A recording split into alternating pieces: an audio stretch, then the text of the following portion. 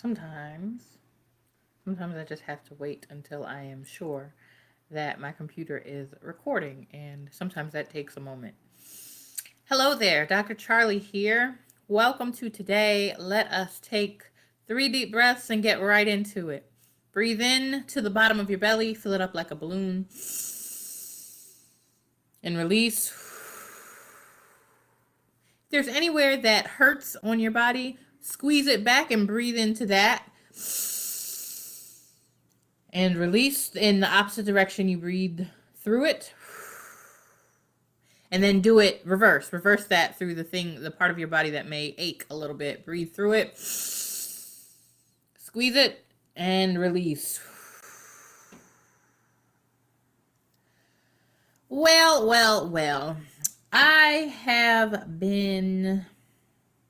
I'm very observant, so I have been noting, um, I guess my own feelings about things that seem to be working, but they're not my natural style.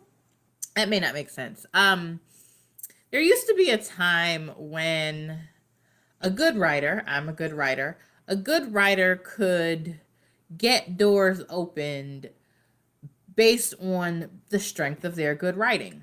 Now, that is not the case. Now, everything has to be hashtagged and really hashtagged. Hashtags drive me crazy. I have some fun with them sometimes, kind of in my feeds, in my social media feeds. I understand their use for categorization and for finding things. They're very useful for that. While I was writing my dissertation, I had Road to Dr. Brown and dissertation. What was I calling it? Dissertation Chronicles? It wasn't. I don't even remember. That tells me a lot of things. I characterized it and then didn't even remember it when I classified it.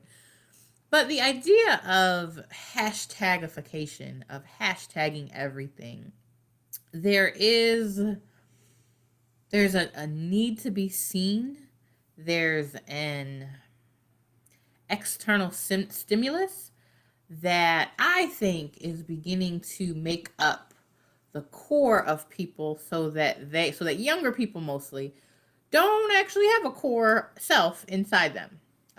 Their core self comes from many of the performative elements. I am reluctant to do the research I need on hashtags to make sure that I have sort of the standard number I'm supposed to have when I post things. I'm very resistant to kind of life via social media. Now, will I do it? Yes, probably. Will I melt this resistance? Maybe not. But the idea is that we we only care about the sound bites of things. I remember maybe 10 years ago, I don't know if it's been that long, because social media is still fairly new and doesn't have good regulations that work for enough people. Social media entities essentially do whatever they want to do at this point in the game.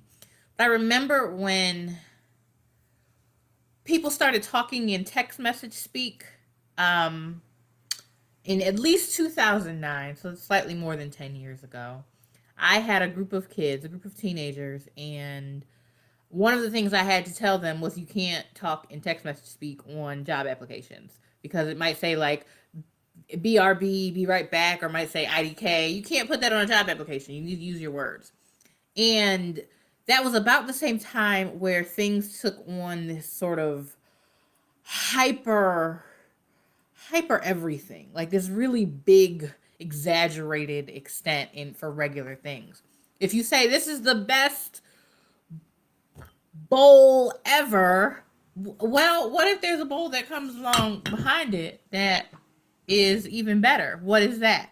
So we used hyperbole, we use this exaggerative speech, and that's what shows up in our hashtags. That's how we get our memes. And don't get me wrong, some memes are very, very funny. And I appreciate the people whose visual gift is to create memes with words. It is not my gift. My gift is much more along the word side and not the visual side. And but I was concerned. I was concerned when this was the best thing ever and everything was amazing. How do we then take feedback that isn't so amazing? How do we, if we're used to everything being amazing and everything being the best whatever ever, what does the opposite side of that look like? Do we know how to take constructive criticism? I would say that most people do not. Um, and it gets worse the younger the person is, just sort of in the world we live in today. And so I'm wondering, what are your thoughts about that? I think I think I'm working on a theory that has all these pieces about identity and younger people and their identities. And one piece of that, as I mentioned, was that their core self doesn't they no longer have a core self to come back to. When I was growing up, I had a core self and my core self is really strong. I am very confident, and that's not it's not an act. Um, and many people around me can attest to that. But I had a core self that I can come back to. I remember, when I took a spill, it was a spill. Doesn't happen all that often. I fell recently and banged my knee out. That was also a pretty spectacular spill. But this time in high school, I swear it was between classes. There weren't a lot of people in the hallway, but I ran down the stairs and then jumped like 2 steps because I know that that sort of action is not my strong suit either. But I jumped down 2 steps, and in those 2 steps, for some inexplicable reason, my knees gave out. So I sort of folded into the wall like ooh, like one of those like one of those things you see outside the car sales place. And it just sort of like my knees went out, so it was like oh down and then ooh into the wall. My best friend at the time she was in the hallway with me, and she fell out. Like she was laid out laughing. Laughing, laughing, laughing. I was crying maybe. But she was just laughing, laughing, laughing. And there was I think one other person in the hallway at the time. But that doesn't go into perpetuity. Like it wasn't videoed by someone I trust, and then put on the internet immediately so that thousands or millions of people I don't know could laugh about it even now. 10, 15, that was a long time ago. That was getting on 20 years later. Oh man, okay. I don't want to talk about aging and getting older and how confusing that is. Like, wait, aren't I? I'm not in my 20s anymore. No, Dr. Brown, you are not in your 20s anymore. But it wasn't taped. This very, kind of a bad day, but the bad day ended.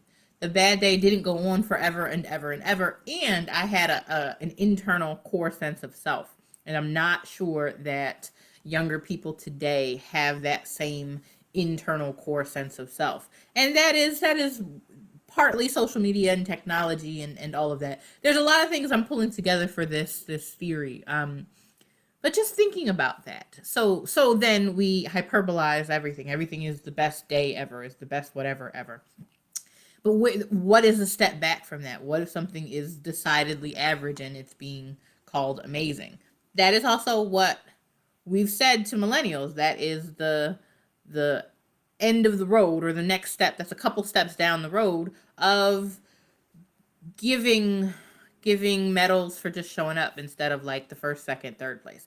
Does the hierarchy need to be removed? Yes, but we need to replace these things with low stakes opportunities to learn the same lesson. And that, I think, that is where we have failed, is that we convenienceized things, but we did not replace the little pieces of responsibility and ownership and even constructive criticism. We didn't replace those things with in low stakes way. Now, if I were to fall like that now, first of all, 15 people would be recording it instead of helping me. Second of all, that's the type of thing that would go viral. So people would be stopping me on the street like, aren't you the woman who like fell like a rubber band on these stairs. It just doesn't go away. So if I don't have a core self to come back to and this thing doesn't go away, that does become world shattering, if I don't have a core sense to come back to. So just some things to think about on this fine day. And if you're interested in the more of what I do, but also more of these videos and some of the other aspects that I am working on at the moment, feel free to check out my website, drcharliebrown.com. And until we meet again, take great care.